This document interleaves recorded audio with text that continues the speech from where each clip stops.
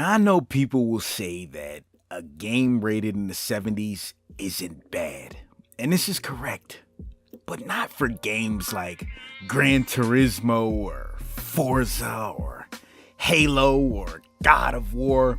These games don't get that same love. What's going on, YouTube? This is your guy, King's Blood Gaming, and I am back with another video. So, Gran Turismo Sport has been taking a beating since being released by critics of many different websites, and as of right now, the game sits at a lowly 76 on Metacritic with 46 reviews in.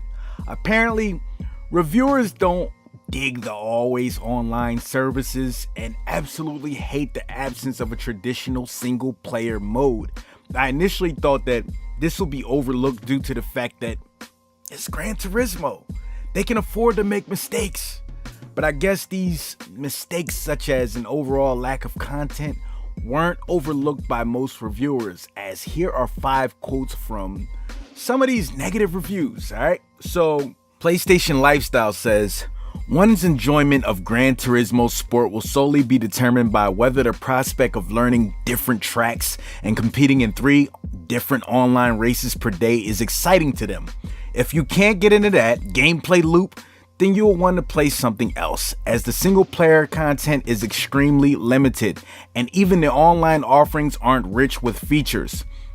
Cheat Code Central says, "While it handles and looks well, with an arcade mode and online elements that are rather solid, the campaign isn't fulfilling and too much gets locked away. The second online connectivity has been taken away. There are too few cars and tracks, something that will hopefully be remedied by both free and paid updates." Forbes says, "I know how much goes into producing a major budget title like Gran Turismo Sport, so I would never use the word lazy while describing the effort of the developmental team. However, the game comes off as an underdeveloped title that is being made to look more legitimate by the history of the series."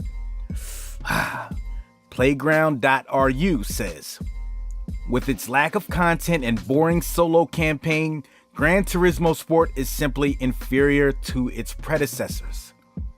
Game Revolution says, "While GT Sport is a decent and well-crafted game, Forza 7 does arcade-style driving better, and Project Cars 2 does sim racing better. In comparison, GT Sport just can't stand up to either game." Ah, man. Those reviews can be harsh, man. Really harsh. They can, man. I know how some people feel. I know people are really like denouncing these reviews now.